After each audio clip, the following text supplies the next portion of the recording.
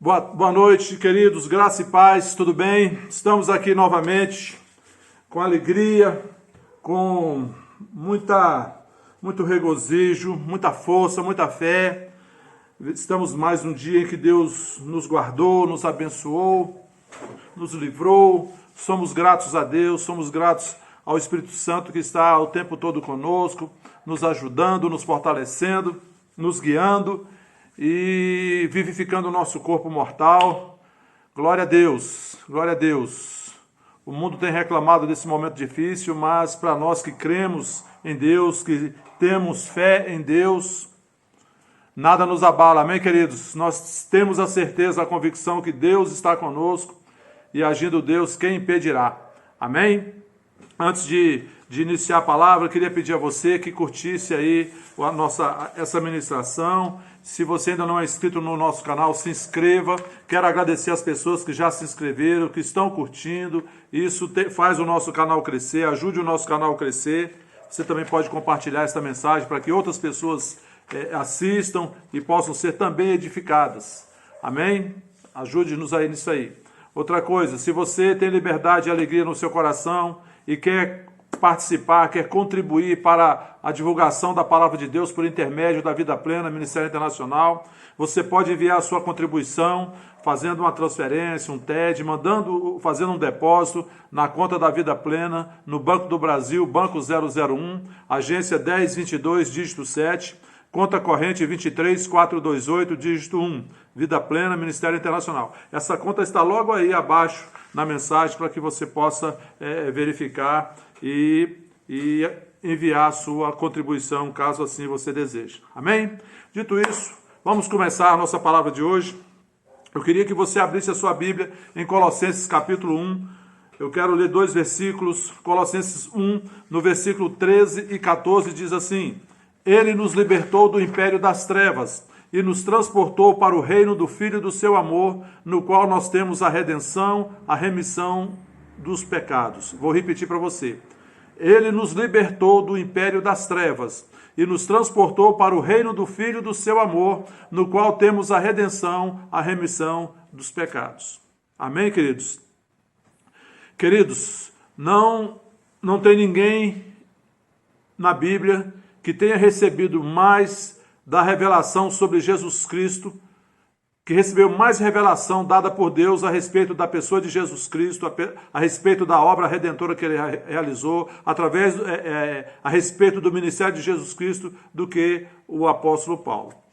O apóstolo Paulo, ele recebeu de Deus coisas assim inefáveis, profundidade do conhecimento de Deus, da sabedoria de Deus, da revelação da obra de Deus, do plano da redenção.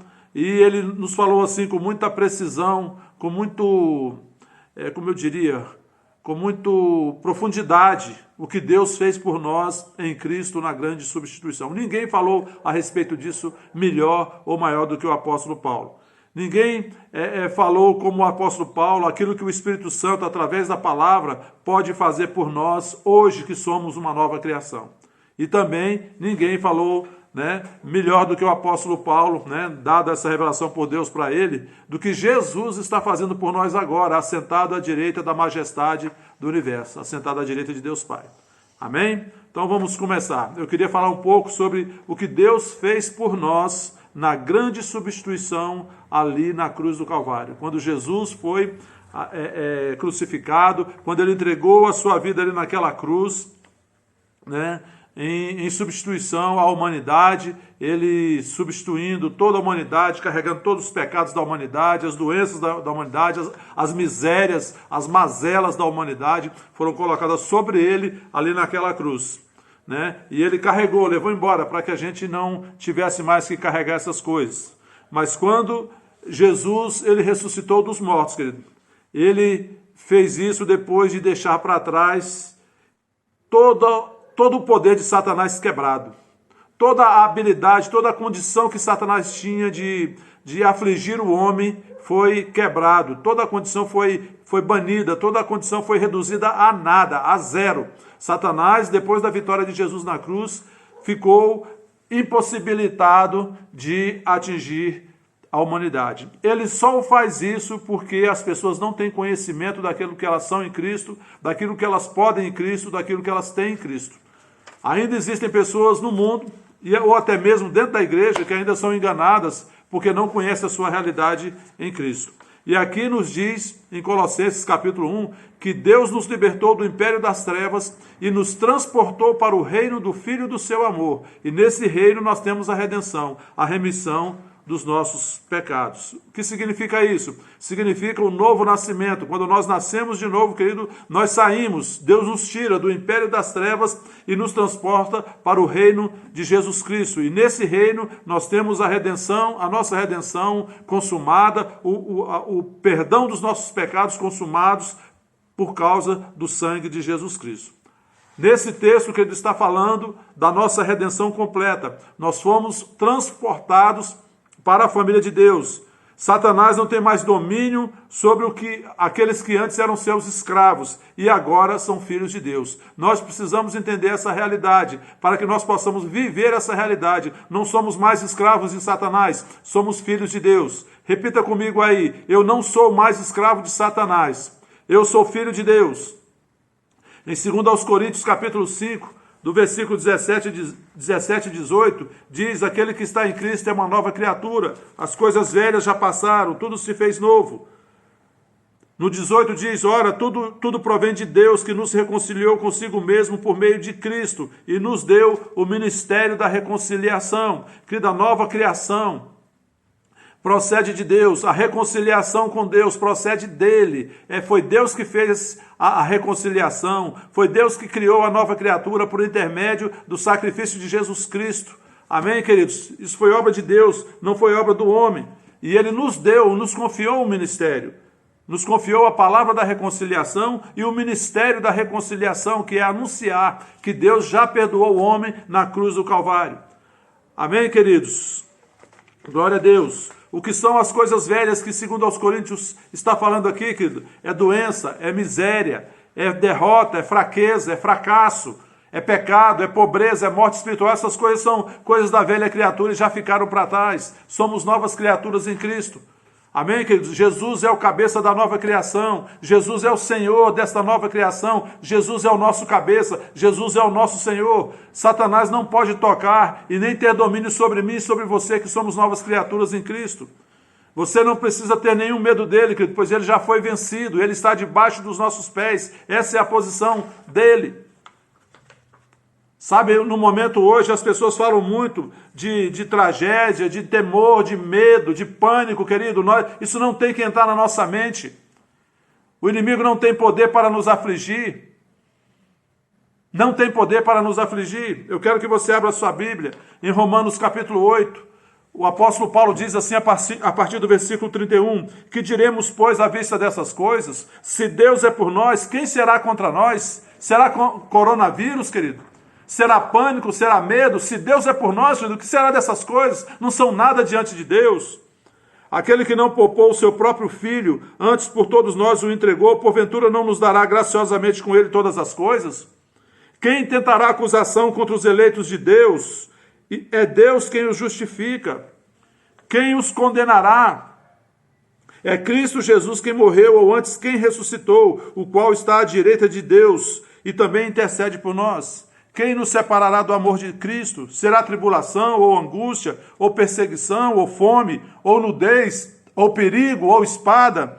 Como está escrito: por amor de ti somos entregues à morte o dia todo, fomos considerados como ovelhas para o matadouro. Em todas estas coisas, porém, somos mais que vencedores por meio daquele que nos amou. Porque eu estou bem certo de que nem a morte nem a vida, nem os anjos nem os principados, nem as coisas do presente nem do porvir, nem os poderes, nem a altura, nem a profundidade, nem qualquer outra criatura poderá separar-nos do amor de Deus que está em Cristo Jesus. Amém, queridos? Somos mais que vencedores, não existe nada que pode nos tocar e nos separar da mão de Deus. Somos uma nova criação, e a nova criação foi declarada justa e tornada justa. Mas também, tanto Deus como Jesus declaram que a nova criação é a justiça de Deus, como está escrito em 2 Coríntios 5, versículo 21. Aquele que não conheceu o pecado, ele o fez pecado por nós, para que nele fôssemos feitos a justiça de Deus. Justiça de Deus, que significa a habilidade de permanecer na presença de Deus, sem nenhum senso de culpa. Sem nenhum senso de culpa, com a mesma liberdade que Jesus possui perante o Pai, como se o pecado nunca tivesse existido na nossa vida, porque Jesus nos justificou, o preço foi pago, o sangue de Jesus foi derramado na cruz para pagar o preço da nossa justificação. Fomos justificados, queridos. Amém, queridos? Romanos capítulo 3, eu quero que você abra. Romanos 3, do versículo 21 em diante, diz assim: mas agora, sem lei se manifestou a justiça de Deus, mediante a fé em Jesus Cristo, para todos e sobre todos os que creem, porque não há distinção, pois todos pecaram e carecem da glória de Deus. Somos sendo justificados gratuitamente por sua graça, mediante a redenção que há em Cristo Jesus, a quem Deus propôs no seu sangue como propiciação, mediante a fé para manifestar a sua justiça, por ter Deus, na sua tolerância, deixado impunes os pecados anteriormente cometidos, tendo em vista a manifestação da sua justiça no tempo presente, para ele mesmo ser justo e o justificador daquele que tem fé em Jesus. Deus é justo e o justificador daquele que tem fé em Jesus. Eu tenho fé em Jesus. Deus é o meu justificador. Não sou eu que me justifico diante de Deus. É Deus que me justifica mediante Jesus Cristo. Amém, queridos? Onde, pois, a jactância foi de todo excluída, porque lei das obras? Não, pelo contrário, pela lei da fé. Concluímos, pois, que o homem é justificado pela fé, independentemente das obras da lei. Diga, o homem, eu sou justificado pela fé, independentemente de obras da lei. É porventura Deus somente dos judeus? Não é também dos gentios? Sim, também dos gentios, visto que Deus é um só, o qual justificará por fé o circunciso e mediante a fé o incircunciso. Ou seja, judeus e gentios serão justificados pela fé. Anulamos, pois, a lei pela fé? Não, de maneira nenhuma. Antes, confirmamos a lei. Deus é o nosso justificador, querida. A justificação, ela acontece mediante a fé em Jesus Cristo. Jesus pagou o preço da nossa justificação. Isso precisa ficar claro para nós. Não somos nós que nos justificamos diante de Deus. Então não é pelo nosso mérito, não é pelas nossas obras. É pela obra que Jesus Cristo já realizou. Deus, por sua graça, nos concede. E nós cremos, recebemos essa bênção pela fé e somos justificados. Colossenses, querido, no capítulo 2, a partir do versículo 6, diz que em Jesus Cristo nós estamos completos. Diz assim, Colossenses 2, a partir do versículo 6. Ora, como recebestes Cristo Jesus, o Senhor, assim andai nele radicados e edificados e confirmados na fé, tal como fostes instruídos, crescendo em ações de graças. Cuidado que ninguém vos venha enredar com sua filosofia e vãs sutilezas, conforme a tradição dos homens, conforme os rudimentos do mundo e não segundo Cristo. Cuidado, querido, que muitas pessoas têm tentado nos impor um modo de vida natural, sabe, segundo os rudimentos do homem. Não, querido, nós somos um ser sobrenatural, nascemos de Deus, somos filhos de Deus, somos um espírito novo, recriados em Cristo, não para viver de forma natural, mas para viver de forma sobrenatural. Porquanto nele habita corporalmente toda a plenitude da divindade, também nele estáis aperfeiçoados. Ele é o cabeça de todo principado e potestade. Nele também fostes circuncidados, não por intermédio de mãos, mas no despojamento do corpo da carne, que é a circuncisão de Cristo, tendo sido sepultados juntamente com ele no batismo, do qual igualmente fostes ressuscitados, mediante a fé no poder de Deus, que o ressuscitou dentre os mortos. E a vós outros, que estáveis mortos pelas vossas transgressões e pela incircuncisão da vossa carne, vos deu vida juntamente com ele, perdoando todos os nossos delitos, tendo cancelado o escrito de dívida que era contra nós e que constava de ordenança, o qual nos era prejudicial, removeu inteiramente, encravando-o na cruz, e despojando os principados e as potestades, publicamente os expôs ao desprezo, triunfando deles na cruz. Em Jesus Cristo, querido, nós estamos completos. A redenção foi completa. Satanás não tem mais um centavo, não tem uma vírgula para nos acusar, para nos condenar, para reivindicar contra nós, porque Jesus realizou a redenção completa. O escrito de dívida que era contra nós foi pago, foi totalmente pago e encravado ali na cruz. E em João 1,16 diz que nós temos recebido da sua plenitude, da plenitude de Jesus Cristo, e graça sobre graça. Amém, queridos? Somos uma nova criação, somos redimidos, somos justiça de Deus, somos filhos de Deus. Repita comigo, diga: eu sou uma nova criação, eu sou redimido, eu sou justiça de Deus, eu sou filho de Deus. Satanás não tem poder na minha vida. Glória a Deus. Você pode dar um glória a Deus aí, querido, onde você está? Nós temos hoje, querido, o nome de Jesus, através do qual nós podemos exercer autoridade sobre o poder das trevas nessa terra, e nada, absolutamente nada, nos causará dano. Tome consciência disso e haja com essa consciência. Mas existem, querido, alguns empecilhos que nos impedem de receber a cura e de andar na plenitude daquilo que Jesus Cristo já realizou por nós. Quais são esses impedimentos? Primeiro, queridos, é o senso de indignidade. Muitas pessoas ainda têm se sentido indignas, sabe? Achando que, não, eu não tenho condições, eu não posso porque eu sou isso, porque eu sou aquilo. Querido, quando a gente se sente assim, nós estamos negando o sacrifício substitutivo de Cristo e da justiça de Cristo, que Ele já realizou diante do Pai e que nos foi concedida pelo Pai. Entenda, não é pelas nossas obras, não é pelos nossos méritos, é pela obra de Jesus Cristo. Isso tem que ficar muito claro para nós, querido. A justificação não é pelo mérito humano, mas é pela graça de Deus. Ela nos foi dada pelo mérito do sacrifício de Jesus Cristo na cruz do Calvário. Não é pelo mérito das nossas obras, querido. É isso que nós precisamos colocar na nossa cabeça. E entender que nós somos dignos diante de Deus por causa de Jesus Cristo. Por causa de Jesus Cristo, nós nos tornamos filhos de Deus, justiça de Deus, herdeiros de Deus e co-herdeiros com Cristo. Não temos que nos sentir indignos. Hoje nós podemos achegar diante do trono da graça para receber socorro, para receber graça e socorro em ocasião oportuna, queridos. Outro empecilho que nós temos é o senso da falta de fé. Muitas vezes as pessoas estão aceitando a esperança. Eu acho que um dia vai acontecer. Ou às vezes estão concordando mentalmente, ao invés de crer e agir em cima daquilo que crê. Você nunca tem esperança de uma coisa que você já possui. Se você já tem, você não precisa ter esperança de que um dia você vai ter. Você já tem. Você espera pelo que você ainda não possui. Querido, mas o que a palavra de Deus diz que nós temos em Cristo, nós já temos, nós não temos que esperar. Nós temos que agir em cima disso, agir em cima dessa certeza, dessa convicção. É assim que nós temos que agir. Quando nós temos esperança de cura, quer dizer que a gente não tem fé nenhuma. Talvez um dia, quem sabe, Deus possa me curar. Deus já nos curou na cruz do Calvário, queridos. Nós somos curados. A esperança, ela é uma bela ilusão. É até romântico, querido, mas isso não tem nada a ver com a nossa realidade. Chega desse floreamento. Vamos ser realistas na palavra. O assentimento mental ou a concordância mental é bem próximo da esperança. O assentimento mental ou concordância mental, que é a armadilha que Satanás deu para a igreja de hoje, no lugar da fé. E a igreja às vezes tem andado nesse caminho, no caminho da concordância. Concorda mentalmente, mas não age em cima da palavra. Muitos declaram que a Bíblia toda é verdade, de Gênesis a Apocalipse, mas não aceitam os milagres, exceto em casos isolados. Eles concordam com a verdade da palavra, mas não creem nela, não agem em cima do que a palavra de Deus diz, e aí não obtêm os resultados e se frustram. Alguns dizem, sim, eu creio na palavra, mas não agem sobre a palavra. Sem a fé, ela precisa de ação correspondente. Fé sem ação correspondente é morta. Tiago 2 diz isso.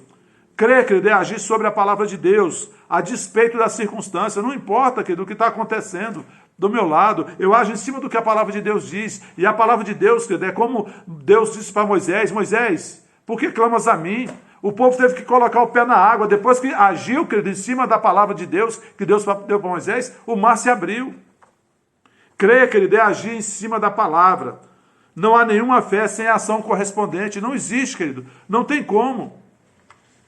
Em Tiago 2, no versículo 17, como eu falei anteriormente, diz: assim também a fé, se não tiver obras, por si só está morta. A nossa fé, querida, ela precisa ter uma ação correspondente, ou seja, agir conforme o que a palavra de Deus diz. Em João capítulo 20, eu quero abrir para você aqui, Jesus nos mostra uma coisa muito clara e a gente precisa ter cuidado para a gente não estar reproduzindo esse mesmo comportamento. João capítulo 20, a partir do versículo 24, narra aquela experiência de Tomé. E diz assim, ora, Tomé, um dos 12, chamado Dídimo, não estava com eles quando veio Jesus. Disseram-lhe então os outros discípulos, vimos o Senhor, mas ele respondeu, se eu não vir nas suas mãos o sinal dos cravos, e ali não puser o dedo e não puser a mão no seu lado, de modo algum acreditarei. Passados 8 dias, estavam outra vez ali reunidos os seus discípulos e Tomé com eles. Estando as portas trancadas, veio Jesus, pôs-se no meio e disse-lhes, paz seja convosco. E logo disse a Tomé, põe aqui o dedo e vê as minhas mãos. Chega também a mão e põe-na no meu lado. Não sejas incrédulo, mas crente. Respondeu-lhe Tomé, Senhor meu e Deus meu. Disse-lhe Jesus, porque me viste, creste. Bem-aventurado os que não viram e creram. Sabe, queridos, Tomé disse, se eu não ver, eu não creio. Se eu não colocar o dedo ali do lado, olha o que ele diz. Se eu não vir nas suas mãos, versículo 25, o sinal dos cravos, e ali não puser o dedo e não puser a mão do seu lado, de modo nenhum acreditarei. Sabe como é que Jesus chamou essa fé de Tomé? Incredulidade. Tomé, não seja incrédulo, seja crente. Sabe, a fé genuína, que ela não precisa ver para quê? Ela crê e vê. Amém? Fé, querido, é da substância, é da material para aquelas coisas que você espera. É uma convicção das realidades, das coisas que não são vistas, da realidade das coisas invisíveis. Fé é tornar a esperança realidade, é chamar do futuro para hoje. Fé, querido, é agir, mesmo que a circunstância, as evidências nos mostrem o contrário. Os sentidos declaram, não pode ser, mas a fé grita acima do barulho dos sentidos. Certamente é. Amém, queridos? A fé conta o fato antes de Deus agir. Isso compele a ação de Deus. Deus é um Deus de fé. Diga, o meu Deus é um Deus de fé. Amém? Que Deus sou um homem de fé. Querido. Meu Deus é um Deus de fé. Repita você também, eu sou um homem, eu sou uma mulher de fé. E meu Deus é um Deus de fé. Lá em Hebreus capítulo 11, eu vou ler a partir do versículo 1, eu vou ler, eu não vou falar de cor, mas vou ler para que você, mais uma vez, receba esse texto. Hebreus capítulo 11, a partir do versículo 1, diz assim, ora, a fé é a certeza de coisas que se esperam, a convicção de fatos que se não veem. Fé é certeza, fé é convicção, pois pela fé os antigos obtiveram um bom testemunho. Pela fé entenderam que foi o universo formado pela palavra de Deus, de maneira que o visível veio a existir das coisas que não aparecem, das coisas invisíveis. Pela fé, Abel ofereceu a Deus mais excelente sacrifício do que Caim, pelo qual obteve testemunho de ser justo, tendo a aprovação de Deus quanto às suas ofertas. Por meio dela também, depois de morto, ainda fala. Pela fé, Enoque foi trasladado para não ver a morte. Não foi achado porque Deus o trasladara, pois antes da sua trasladação obteve testemunho de haver agradado a Deus. De fato, sem fé é impossível agradar a Deus, porquanto é necessário que aquele que se aproxima de Deus creia que ele existe e que se torna galardoador dos que o buscam. Amém, queridos?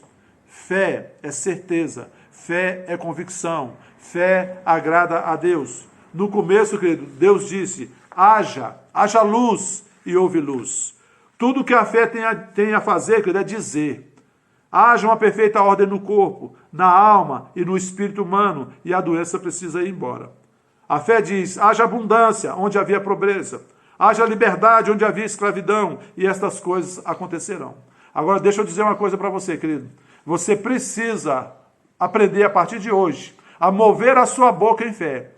Se a sua fé não consegue mover a sua boca, a sua fé não moverá montanhas. Mova a sua boca em fé. Fale fé.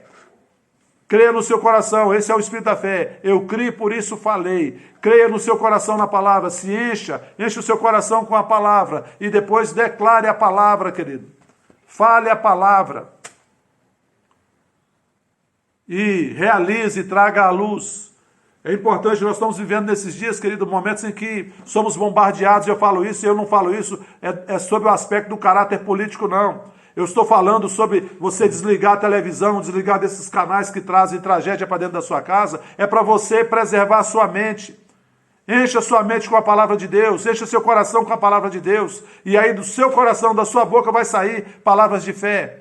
Não deixe que as televisões, os canais de televisão tragam incredulidade para dentro da sua casa, porque a fé vem pelo ouvir a palavra de Deus, mas a incredulidade também vem, querido, por ouvir os incrédulos. Amém? Em nome de Jesus, vamos orar nesse momento. Glória a Deus, feche seus olhos. Pai, em nome de Jesus, eu te agradeço pela tua palavra. A tua palavra é a verdade. Eu te agradeço, Pai, por essa palavra, penetrando, como o Senhor diz na tua palavra, que ela é uma espada de dois gumes, e penetra ao ponto de separar juntas e medulas, alma e espírito, e penetrar o mais profundo da intenção humana. Pai, em nome de Jesus, eu concordo com esta palavra, penetrando no mais profundo desses irmãos que estão escutando. E separando, Pai, e tirando, Pai, toda impureza, toda incredulidade, toda semente de pessimismo, de incredulidade, em nome de Jesus Cristo, Pai, que brote dentro deles uma fé, Pai, invencível, a fé no Senhor, em nome de Jesus. Querido, se você está passando por uma circunstância de enfermidade, eu quero declarar sobre a sua vida, feche seus olhos e coloque a sua mão sobre a área onde está acontecendo o sintoma. Pai, em nome de Jesus, eu te agradeço porque na cruz do Calvário, Jesus Cristo já pagou o preço da nossa cura. Jesus Cristo na cruz do Calvário já pagou o preço da nossa redenção, do nosso perdão, da nossa justificação. Pai, em nome de Jesus, essa pessoa que está nos assistindo, que está passando por algum sintoma, Pai, de enfermidade, que colocou agora a mão sobre esse sintoma. Pai, eu sei que o Senhor não está limitado por tempo e espaço, a tua palavra não está limitada por tempo nem por espaço, o teu espírito não está limitado por tempo e espaço, o Senhor não está limitado por tempo nem por espaço. E em nome de Jesus Cristo eu declaro sobre a vida dessa pessoa agora, que o teu poder, Pai, venha, penetre sobre ela, Pai, do alto da cabeça, permeie todo o seu corpo, do alto da cabeça até a planta dos pés.